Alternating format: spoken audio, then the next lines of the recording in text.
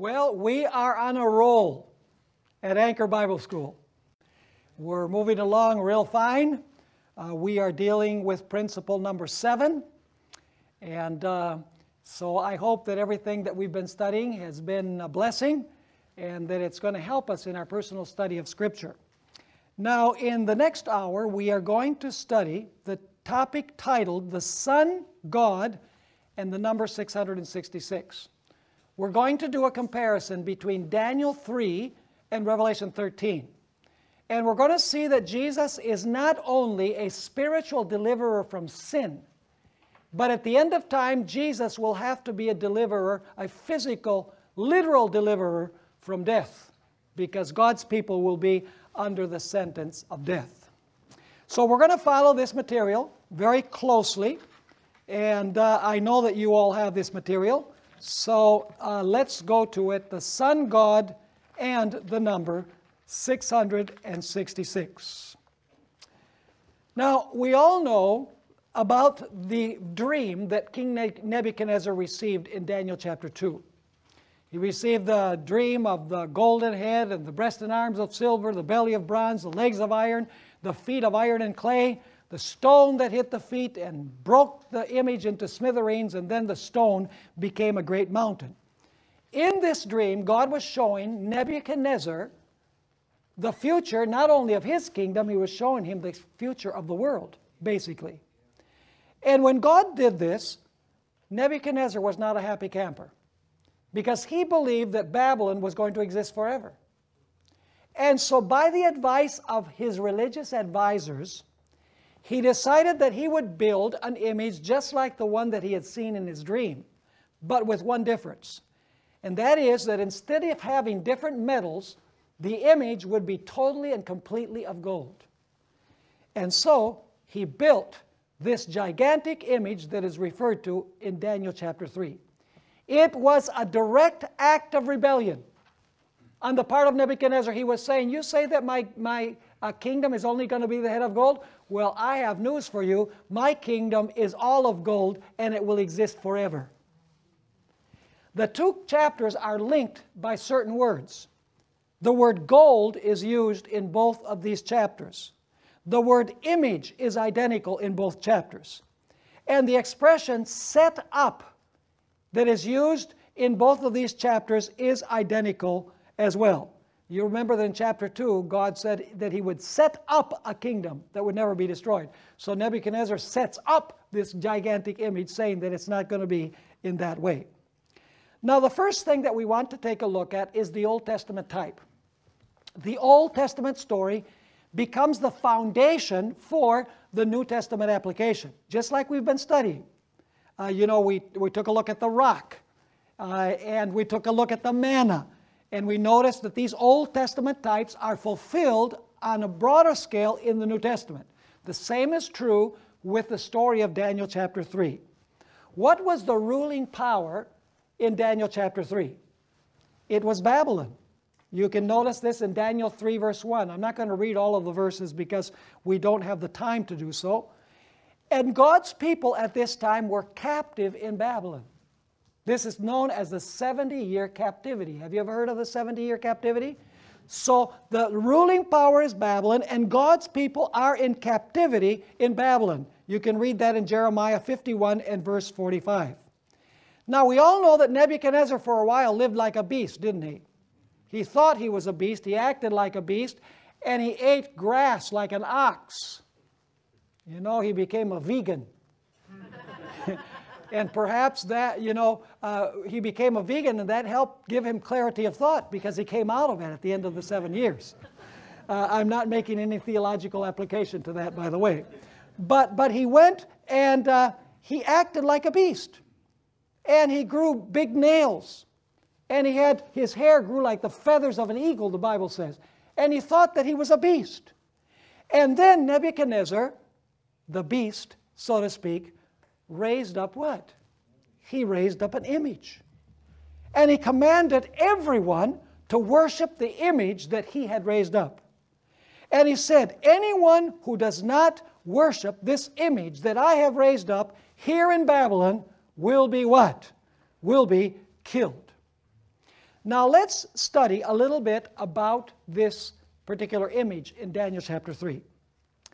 If what Herodotus, the Greek historian, has to say is true, the image weighed 800 talents of gold, which would be equivalent to 30 tons of gold. That is a lot of gold. Now, there's a few details that we need to take into account when we discuss the dimensions and the composition of this image. First of all, we know that the sexagesimal system of numeration originated in Babylon. What do you say? You say, what is the sexagesimal system? It's the system based on the number 6.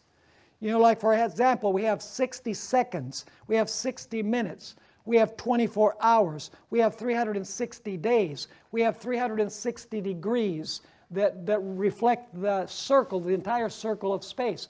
All of that sexagesimal system comes from ancient Babylon.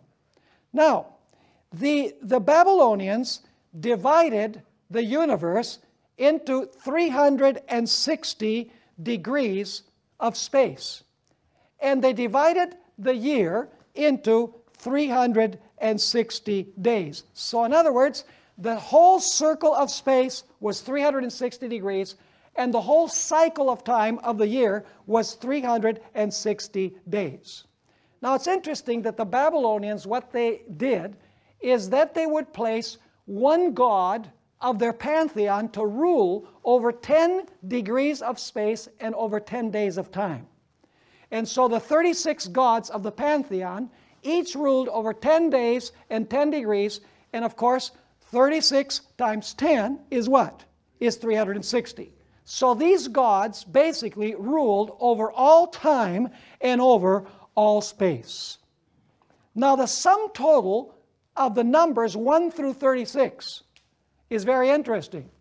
If you add 1 plus 2 plus 3 plus 4 plus 5 all the way up to the number 36, the result is 666. And so when the Babylonians placed one god to rule over 10 degrees of space and over 10 days of time, and all 36 gods ruled over all space and all time, the summary number in which all of the 36 gods were contained was the number 666. Now there was one god that was not included among the 36. He was the great God above all gods. His name was Marduk, and his number was 666, because he was the ruler over all of the gods. And through them he was ruler over all time and over all space. Now the Babylonian priestly system had an interesting way of expressing this idea of Marduk, whose number is 666, ruling over the 36 gods, each ruling over 10 degrees of space and 10 days of time, representing the fact that they ruled over all space and over all time. The priests of Babylon used amulets or medallions on a chain around their necks. And I have pictures of these that I can show you. The medallions were made of pure gold, because gold is the color of the sun. In fact, the ancients called gold the dew of the sun, because in a pre-scientific society they believed that gold had dripped down from the sun. It's no coincidence that in Isaiah 14 verse 4, Babylon is called the Golden Kingdom, and that in Daniel 2, the symbol for Babylon is gold, because gold is the color of Babylon. And the sun god is the god Marduk, whose number is 666, and he is the summary number of the numbers 1 through 36. He rules over all the pantheon that rules over all space and over all time. Now it's interesting to notice that these amulets were round. What shape is the sun? The sun is round, and they were made of gold, which is the color of the sun. Now in the middle of these amulets, there was a square, a large square, and inside that large square were 36 smaller squares with the numbers 1 through 36, never repeated. Within those smaller squares within that large square. In other words, you have the 36 gods of the pantheon in Babylon represented by this square with 36 smaller squares in the middle or inside that larger square. The interesting thing is that underneath this large square with the 36 squares, frequently you find the number 666, which is the summary number of all of the 36 numbers that appear in the squares. Now, if you look at the obverse side of the medallion, because it not only had one side, it had also some information on the obverse side or on the opposite side, many times what you find is a raging lion with wings. And the raging lion, of course, is yellow. And his mane forms the rays of the sun. Have you ever seen a lion when he's infuriated? His mane stands up and his face looks like the sun. And so it's interesting that in Daniel chapter 7 you have a lion, and what does the lion have? The lion has wings. And so Daniel is speaking within the context that he lives in. Nebuchadnezzar would have easily identified with what Daniel was presenting from the dream that he had. Now, there's more information too, and that is that the sign of the zodiac, which, by the way, the signs of the zodiac come from ancient Babylon, the sign of the zodiac that rules over the hottest period of the year is Leo the lion, from July 23 to August 22. Very interesting. Why would you have Leo the lion governing this during this period? Simply because it is the hottest period of the year. It's when the sun shines the brightest.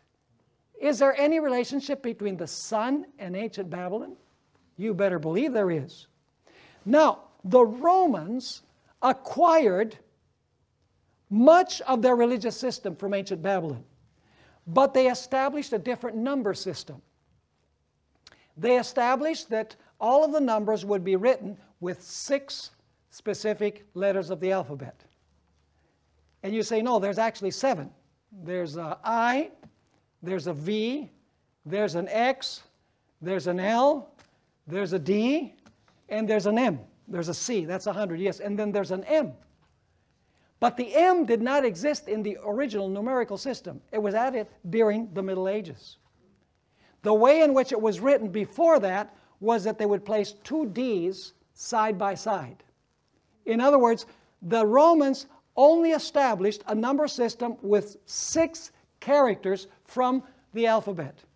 And lo and behold, if you add those 6 numbers, 1 plus 5 plus 10 plus 50 plus 100 plus 500, the total is 666. So basically what I'm saying is that this image that Nebuchadnezzar raised up of pure gold, whose dimensions is 60 by 6. Do you know how much 60 by 6 is? 360. Was actually a solar symbol in ancient Babylon. It was an image in honor of Marduk, the sun god. So whoever worshiped the image would be worshiping what? Would be worshiping the sun god, whose number is 666. Now, what was the primary issue involved in this conflict in the Valley of Dura? Clearly, the issue has to do with what? With worship. That is the central issue, has to do with worship. In fact, the word worship in Daniel chapter 3 is used 10 times. And you have it in your material. It's used in verses 5 through 7, verses 10 through 12, verse 14, verse 15, verse 18, and verse 28. Almost ad nauseum is the word worship used in the chapters, repeated over and over again, because the issue is over worship. Will you worship the image who represents the sun god, whose number is 666, or will you worship God the Creator? That is the big issue in the Valley of Dura. Is the law of God also involved? Of course it is. Which table of the law is particularly involved here? It is the first table of the law. Would it be having other gods before God if the young men had bowed to worship the image? Of course. Does the second commandment forbid them from worshiping idols? Absolutely. Does the fourth commandment says only to honor the Creator? Absolutely. This trial had to do with the first table of the law. It had to do with worship. It had to do with the commandments of God versus the commandments of men. Now, is the Sabbath involved indirectly? Of course it is. We worship the Creator. We worship God because He's what? The Creator. And what is the sign of the Creator? The sign of the Creator is the Holy Sabbath. So the primary issue is an issue of worship, and also an issue having to do with whether the commandments of God would be obeyed or the commandments of men, the commandment that was given by the king. Was there a union of church and state in the valley of Dura? Yes, there was. Let's go to Daniel chapter 3. We'll read a few of these verses. Daniel chapter 3, and let's read verse 2. Daniel 3 and verse 2. This is the king, and he's making a religious decree. It says there, and King Nebuchadnezzar sent word to gather together the satraps, the administrators, the governors, the counselors, the treasurers, the judges, the magistrates, and all the officials of the provinces. Are these all political positions? Yes, they are. To come to the dedication of the image which King Nebuchadnezzar had set up. So all of the administrators of the kingdom of Babylon are called to the dedication of this image and to worship this image. And incidentally, they're presented in order of rank in this verse. We don't have time to go into all of the ranks of civil officials in Babylon, but they're all in order. So this is a case of the civil power enforcing a religious decree or establishing religion. To refuse to worship was considered treason against the civil power. Daniel 3 and 6 are illustrations, this is important, of the establishment and free exercise clauses of the First Amendment to the Constitution of the United States. You say, how is that? Let me ask you, was Nebuchadnezzar the king? Yes. Was he establishing a religious observance? Yes, he was establishing religion. And everybody had to worship the way he said. What does the first clause of the First Amendment have to say? Congress shall make no law respecting the establishment of religion. But Daniel 6, which we're not going to study, Daniel in the lion's den, that command by the king violated the second clause of the First Amendment, nor forbidding the free exercise thereof. Because in Daniel 6, the king is not establishing religion, he's forbidding the free exercise of religion, saying you can't pray in this certain way. And so you see in these stories of Daniel 3 what happens when the United States will violate the First Amendment by establishing religious observances and by forbidding the free exercise of religion. People will then lose the third clause, which is full civil rights. So let's go back here then. There was a union of church and state. Was this decree universal as far as that time was concerned? Absolutely. Notice what we find in verse 4. Daniel chapter 3 and verse 4. Then a herald cried aloud, to you it is commanded, notice the terminology, O peoples, nations, and languages. At the time you hear the sound of the horn, the flute, the harp, the lyre, the psaltery, and symphony, with all kinds of music, you shall fall down and worship the gold image that King Nebuchadnezzar has set up. So you'll notice here that the decree of worship was universal. It included all the political leaders, and it included the multitudes, the nations, and the tongues. Does that sound familiar when you connect it with Revelation, that terminology? Absolutely. Did music play a vital role in this conflict in the Valley of Dura? Do you think music is going to have any role to play in the end time as well? We're going to make an application of all of this. We're just studying the historical type now. Now, was a death decree given against those who did not worship the image of the beast, so to speak? There was a death decree. In fact, notice Daniel chapter 3 and verse 6. Here it comes through very clearly. And whoever does not fall down and worship shall be cast immediately into the midst of a burning fiery furnace. And that is repeated in verse 11, in verse 15, and in verse 19 once again. There was a death decree against those who did not worship the image in honor of the sun god, whose number is 666. Was there a faithful but insignificant remnant who refused to worship? Were they in the majority? No, they were in the minority. Notice verse 12, Daniel chapter 3, verse 12. There are certain Jews from whom you have set over the affairs of the province of Babylon. Shadrach, Meshach, and Abednego. These men, O king, have not paid due regard to you. They do not serve your gods. So was this image set up in honor of the gods of Babylon? Absolutely. They do not serve your gods, or what? Or worship the gold image which you have set up. There was a faithful remnant. And of course, they were the only ones resisting the supremacy of Nebuchadnezzar. If they could be wiped from the face of the earth, the triumph of Nebuchadnezzar would be complete. Now, who were the instigators? Who were the instigators who accused the three young men to the civil power? It was the religious leaders of Babylon that accused them to the king. Notice Daniel chapter 3 and verses 9 through 12. Daniel chapter 3, verse 9. It says, they spoke and said, and these are the wise men of Babylon, so called. They spoke and said to the king Nebuchadnezzar, O king, live forever. You, O king, have made a decree that everyone who hears the sound of the horn, flute, harp, lyre, and psaltery, in symphony with all kinds of music, shall fall down and worship the gold image. And whoever does not fall down and worship shall be cast into the midst of a burning fiery furnace. There are certain Jews whom you set over the affairs of the province of Babylon, Shadrach, Meshach, and Abednego. These men, O king, have not paid due regard to you. They do not serve your gods or worship the gold image which you have set up. So who are the accusers of the remnant? The religious leaders. In other words, the church is appealing to the state and saying, you have to eradicate these three young men. Now, was there a shaking in the valley of Dura? Do you think those were the only three Jews there? Absolutely not.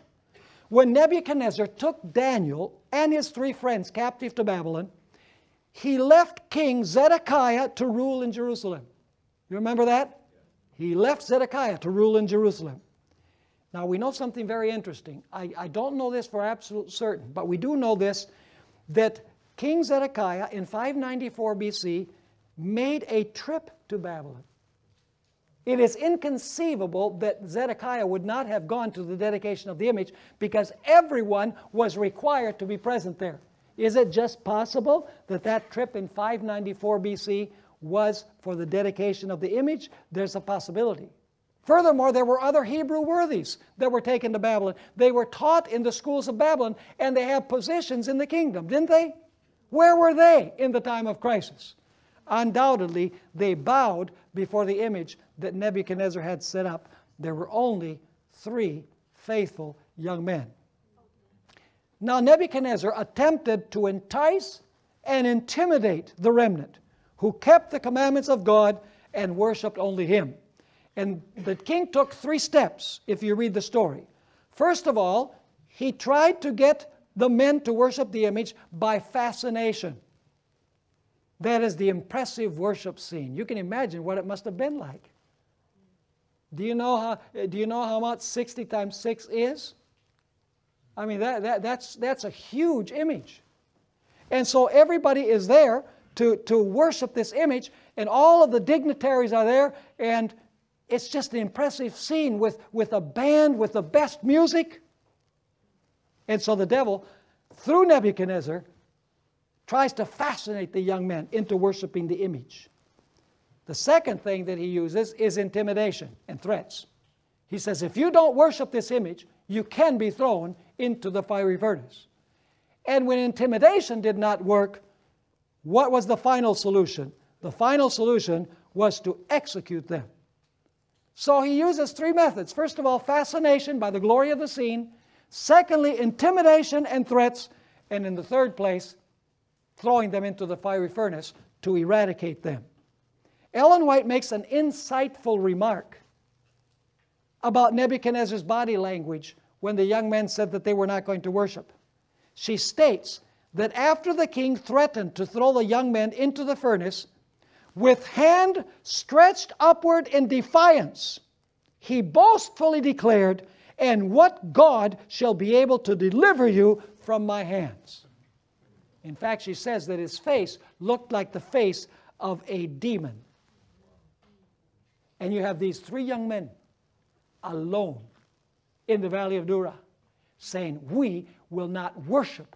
We will not break God's holy commandments." Wow. Loyal to God because they had a covenant relationship with Jesus. Hear the covenant. I will be their God and they shall be my people. That's the covenant formula. And so when Nebuchadnezzar threatens them and he tries to fascinate them with the scene, we find that the three young men have an answer for the king. It's found in verses 16 through 18. Verses 16 through 18. Shadrach, Meshach, and Abednego answered and said to the king, "O Nebuchadnezzar, we have no need to answer you in this matter. If that is the case, our God whom we serve is able to deliver us." That word deliver is a key word in the book of Daniel. Do you know it only appears in Daniel 3, in Daniel 6, and in Daniel 11? Which means that they are connected.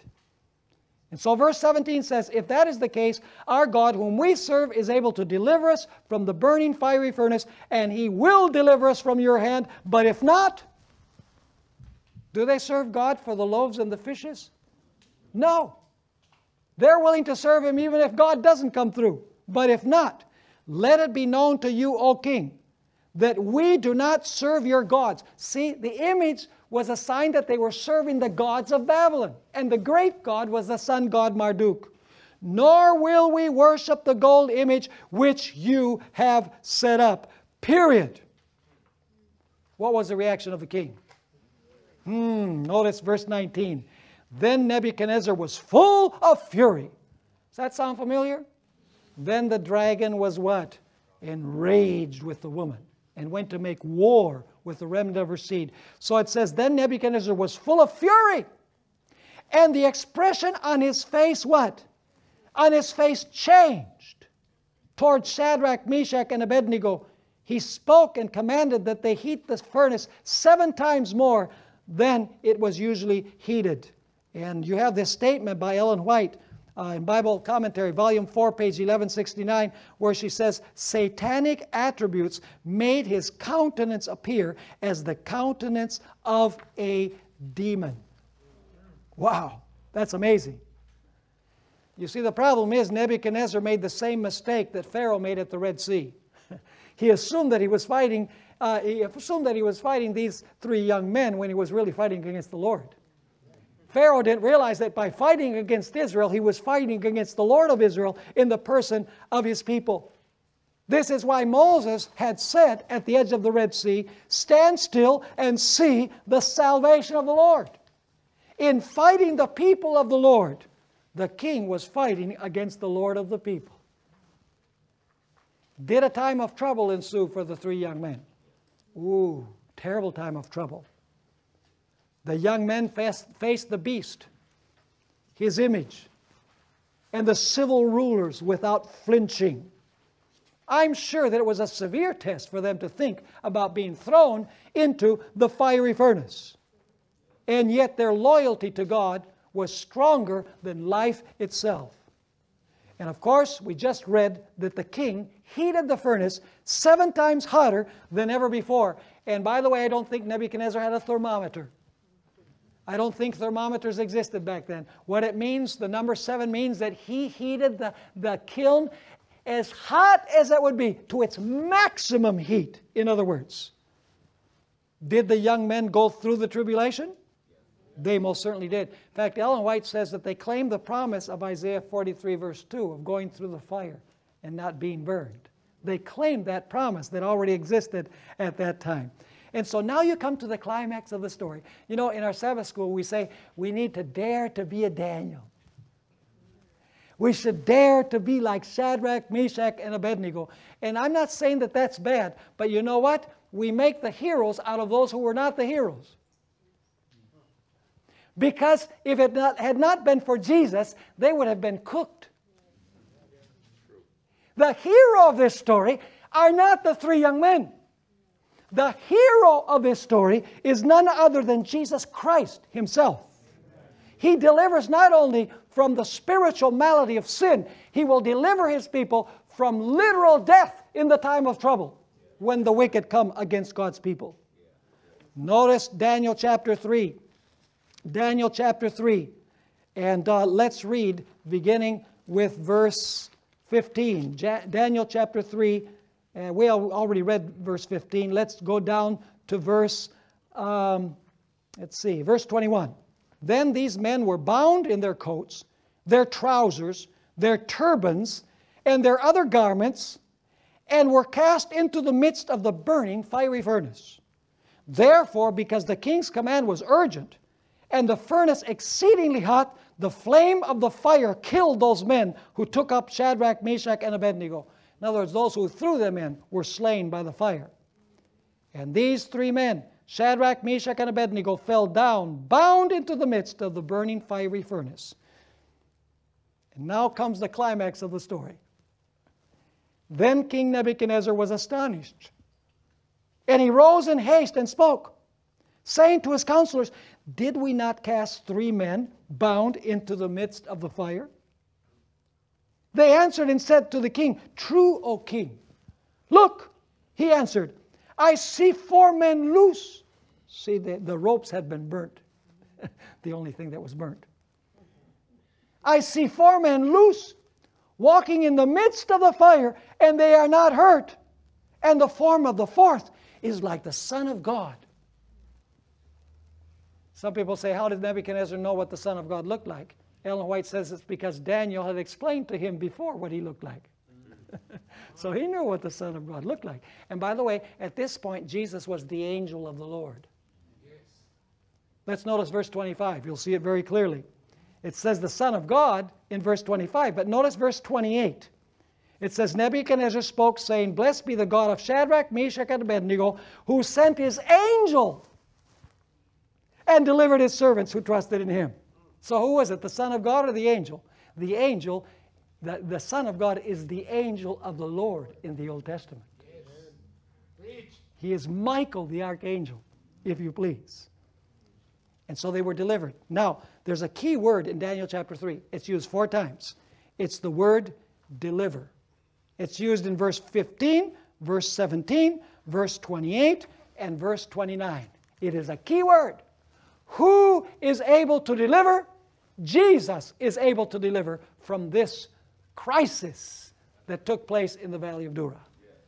Now the question is this the end of the story? Absolutely not. This story is going to be repeated on a global scale. Notice the principles of interpretation at the bottom of your page. Literal Israel was literally captive in literal Babylon. The literal king behaved like a literal beast, set up a literal image, commanding everyone literally to bow and worship. Literal Jews refused to literally bow, and therefore they were thrown into a literal fiery furnace and are delivered from the literal flames. This story will be repeated once more, but on a what? But on a global scale. Now let's make the application.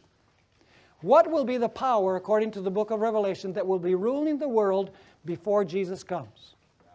It is Babylon. The harlot is called Babylon. And she's seated on many waters, on the multitudes, nations, tongues, and peoples. You can read it in Revelation 17, verses 1 and 2, and also verse 5. Will God's people once again be captive in Babylon? Absolutely. Will there be a call for them to come out? Just like in the Old Testament. Absolutely. Revelation chapter 18, verse 4. Come out of her, my people, that you do not partake in her sins or receive her plagues. Will there be a global power who is called the beast in Revelation 13? See, I'm not even reading the verses because you know these verses.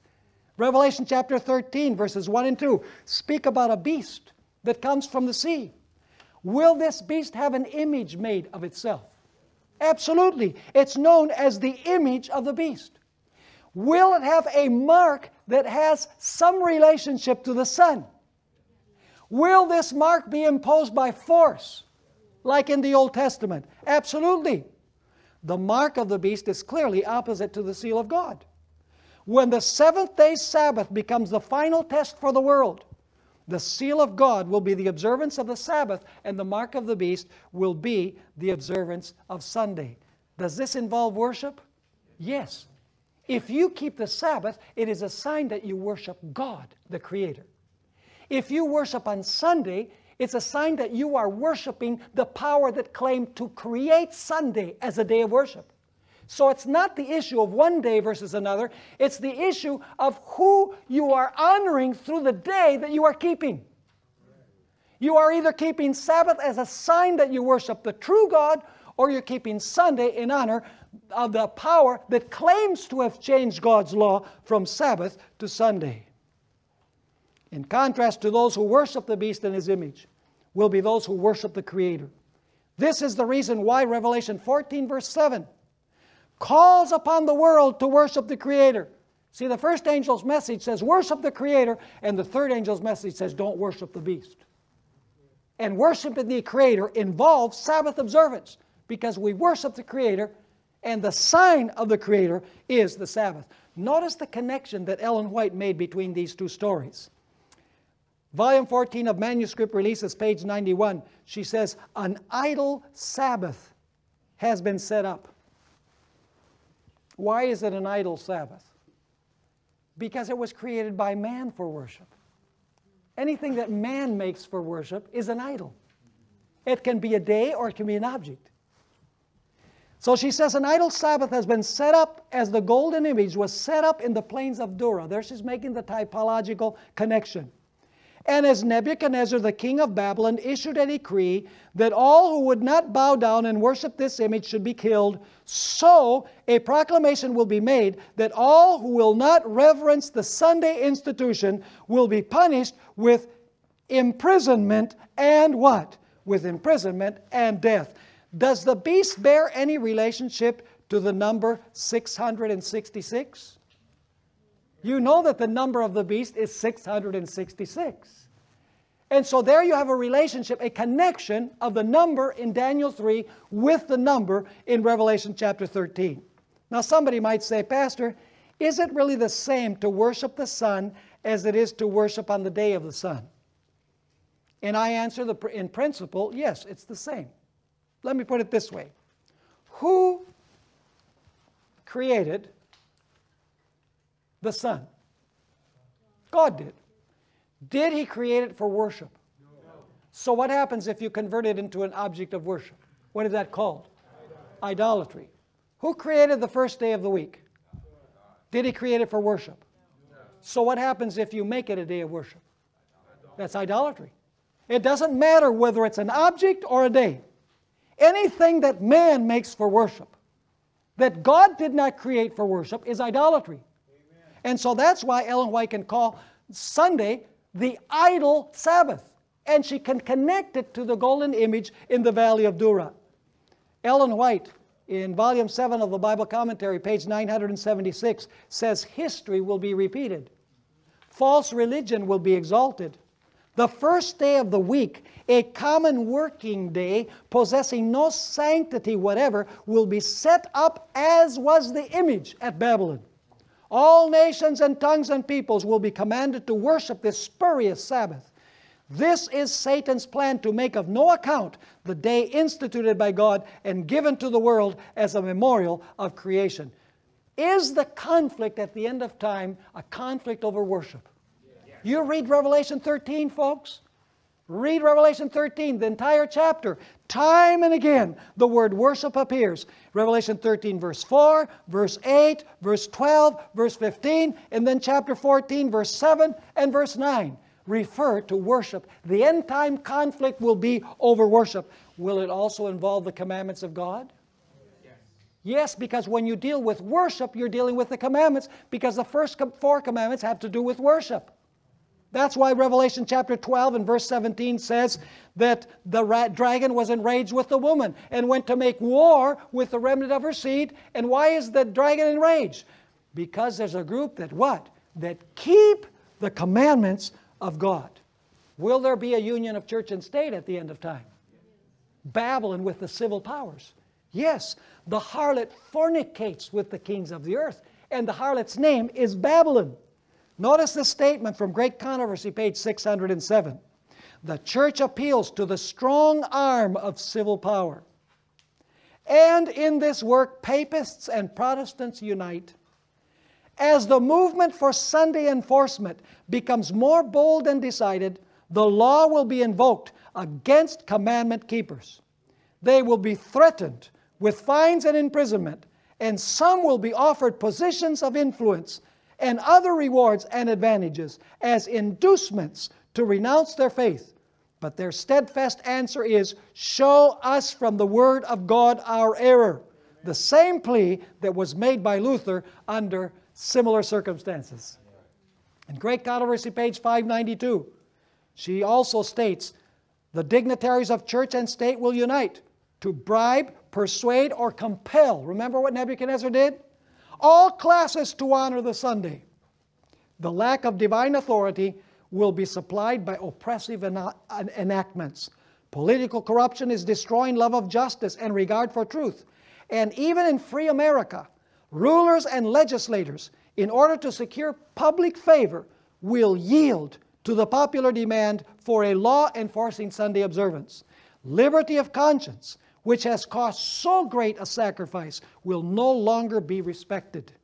In the soon coming conflict, we shall see exemplified the prophet's words, the dragon was wroth with the woman and went to make war with the remnant of her seed, which keep the commandments of God and have the testimony of Jesus Christ. Will there be a union of church and state? Yes. Revelation 17 says so, and the Spirit of prophecy confirms this in the book Great Controversy. Will a death decree be uttered against God's people? Yes. Revelation chapter 13 and verse 15. Revelation chapter 13 and verse 15 refers to this death decree.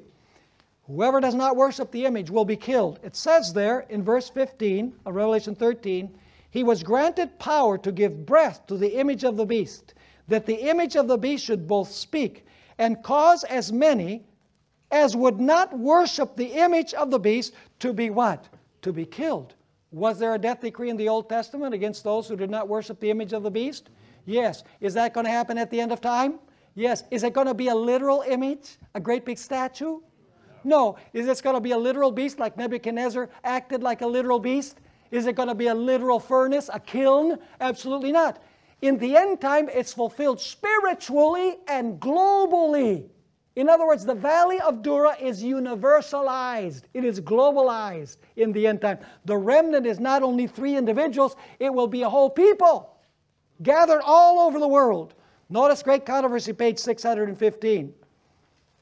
This is an argument based on John 11:51. You remember when Caiaphas said it's necessary for one man to die and not that the nation perish? Ellen White says that argument is going to be used again to save the United States of America from disappearing. She says this argument will appear conclusive, and a decree will finally be issued against those who hallow the Sabbath of the fourth commandment, denouncing them as deserving of the severest punishment and giving the people liberty after a certain time to put them to death. Romanism in the old world and apostate Protestantism in the new will pursue a similar course towards those who honor all the divine precepts. She also says on page 604 of Great Controversy, fearful is the issue to which the world is to be brought. The powers of earth, uniting to war against the commandments of God, will decree that all, both small and great, rich and poor, free and bond, shall conform to the customs of the church by the observance of the false Sabbath. All who refuse compliance will be visited with civil penalties, and it will finally be declared that they are deserving of death. Will this be a universal decree? It most certainly will be a universal decree. It says it will go to the whole earth, to the entire world. The whole world wondered after the beast, is what Revelation chapter 13 says. In fact, Great Controversy 6:15 confirms what we find in Revelation 13 and verses 15 and 16. Ellen White says, as the Sabbath has become the special point of controversy throughout Christendom, and religious and secular authorities have combined to enforce the observance of the Sunday, the persistent refusal of a small minority to yield to the popular demand will make them objects of universal execration. Universal execration. In fact, Ellen White says that when the United States imposes a Sunday law, every country on the globe will be led to follow its example. Every country on the globe will be led to follow its example. Don't ask me how it's going to happen, but it is going to happen. We can be absolutely certain of that. How it's going to happen in the Muslim countries? Well, God knows. You know, how was the Berlin Wall going to fall? Nobody even believed that it could happen. And it happened overnight, almost. So the final movements will be rapid ones. And these things will occur. Will music and external display play a significant role in the end time? Absolutely.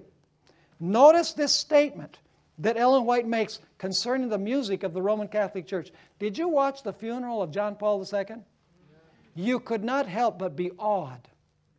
In fact, I heard somebody call on the radio, a talk show host, and said, man, when I see this on television, all this majestic music and the vestments and everything, says, I'm a Protestant, but I'm going to become a Catholic.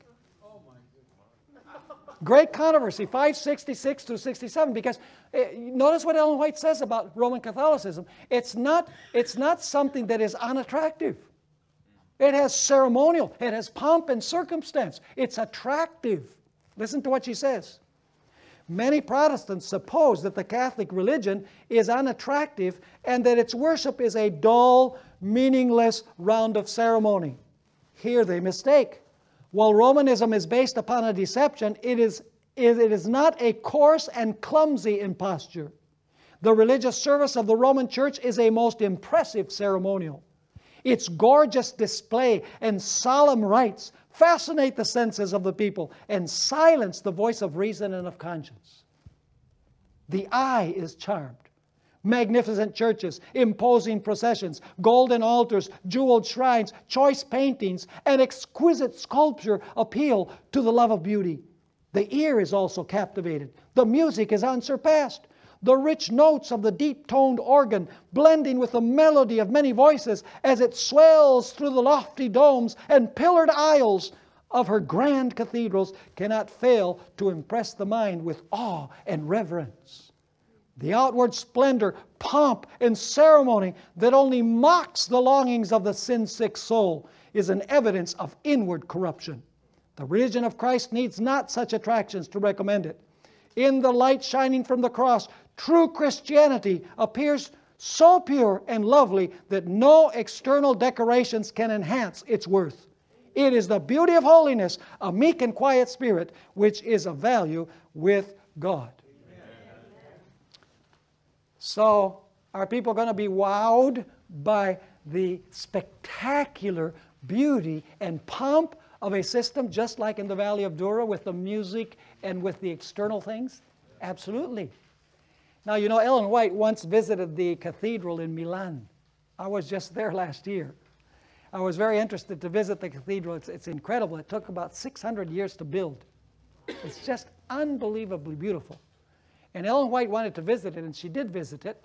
And she wrote that she was very impressed by it. But then she summarized her experience by saying that it was just one vast pile of extravagance.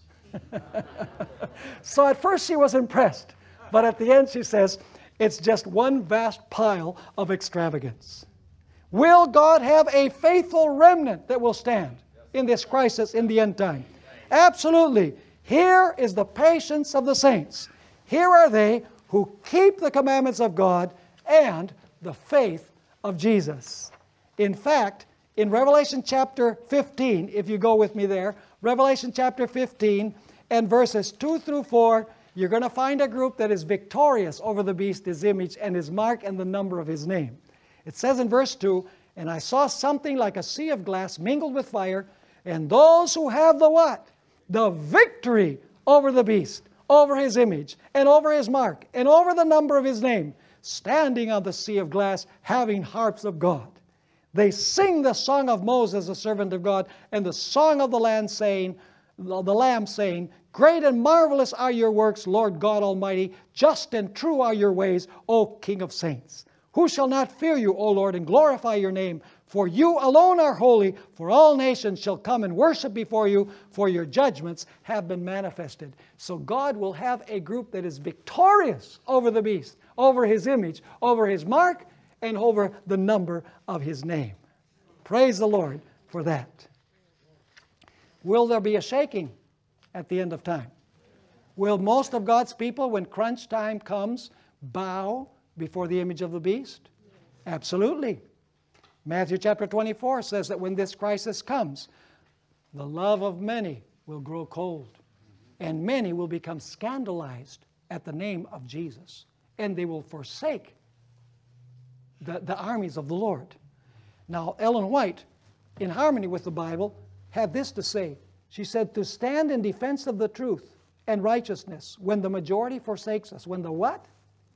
When the majority forsakes us. To fight the battles of the Lord when champions are few. This will be our test. At this time we must gather warmth from the coldness of others, courage from their cowardice, and loyalty from their treason. The nation will be on the side of the great rebel. And in the next quotation she says, a large class who professed faith in the third angel's message. In other words, they were once Adventist believers, but has not been sanctified through obedience to the truth, abandoned their position and joined the ranks of the opposition. Who will be particularly guilty in accusing the people of God? It will be the religious leaders, just like in the Valley of Dura. You see, now where does it say that? Well, let's read the second statement here that we have in our material. As the controversy extends into new fields and the minds of the people are called to God's downtrodden law, Satan is astir. The power attending the message will only madden those who oppose it. The clergy will put forth almost superhuman efforts to shut away the light, lest it should shine upon their flocks. By every means at their command, they will endeavor to suppress the discussion of these vital questions. Will Satan be filled with rage like Nebuchadnezzar was filled with rage? Absolutely. In fact, if you read Revelation 13 and verses 3 and 4, a similar question will be asked in the end time as was asked in the Valley of Dura by King Nebuchadnezzar. Revelation chapter 13, and I'm going to read verse 3 and verse 4. It says there, and I saw one of his heads as if it had been mortally wounded, and his deadly wound was healed, and all the world marveled and followed the beast. So they worshiped the dragon and gave authority to the beast, and they worshiped the beast, saying, now here's the same question, who is like the beast, and who is able to make war with him? And what is the answer? God says, I will. And of course, God will be victorious. Will God's people go through a severe time of trouble? Absolutely. The worst time of trouble in the history of the world. There will not be a time of trouble such as that one. There has not been, and there will not be. And God's people will go through the furnace of fire. Notice what the fiery furnace represents. Great Controversy, page 621. Great Controversy 621. Ellen White says, speaking about the remnant, their affliction is great. The flames of the furnace seem about to consume them, but the refiner will bring them forth as gold tried in the fire. Amen. See, she uses the symbolism of the furnace for the trial of God's people. She says God's love for his children during the period of the severest trial is as strong and tender as in the days of their sunniest prosperity. But it is needful for them to be placed where? In the furnace of fire. Their earthliness must be consumed, that the image of Christ may be perfectly reflected. Folks, Jesus Christ will personally intervene to deliver his people. Amen. At that time, Michael shall stand up, that great prince that stands watch over the children of your people. And there will be a time of trouble such as there never was since there was a nation. But at that time, your people shall be what? What's the key word? Your people shall be delivered. Everyone who is found written in the book. God will deliver his people. Jesus will personally intervene. What will God demand? God will demand absolute, unswerving loyalty. And when do we form this loyalty? When the crisis comes, we say, okay, emergency. No, it has to be now that we have to form this covenant relationship with Christ. And we can be sure that if we form a covenant with Jesus, Jesus is going to protect us. And even if we should die, because some people will die in the little time of trouble before the close of probation, no sweat. Because Jesus is going to resurrect those people in a special resurrection. So it's just a little moment of rest. That's all. But Jesus is still going to fulfill His covenant with His people. He is still going to resurrect them, and they are still going to live with Jesus throughout the ceaseless ages of eternity. Notice this last statement, Prophets and Kings, page 512 and 513 as we close. The season of distress before God's people will call for a faith that will not falter. His children must make it manifest that He is the only object of their worship, and that no consideration, not even that of life itself, can induce them to make the least concession to false worship. To the loyal heart, the commands of sinful, finite men will sink into insignificance beside the word of the eternal God. Truth will be obeyed, though the result be imprisonment or exile or death. That's the kind of faith that God's people are going to need. And incidentally, do you know that Ellen White calls Sunday the idle Sabbath time and again in her writings? Because it is a Sabbath made in the shape by man. It's not made for worship by God. Let me just read one of these statements. It's found in 9 Testimonies 2:11. She says, the Sabbath question is one that will demand great care and wisdom in its presentation. Much of the grace and power of God will be needed to cast down the idol that has been erected in the shape of a false Sabbath. Interesting. It's a man-made Sabbath for worship. That's what makes it idolatry. Like the sun was a man-made object for worship. That is also idolatry. It doesn't matter if it's the sun or if it's the day of the sun. If it's made by man for worship, that is idolatry. But God has made His holy Sabbath for His people to keep. And it will be the sign of loyalty of the people of God to Him. And they will say, we'd rather die than not spend that time with our Lord and Savior Jesus.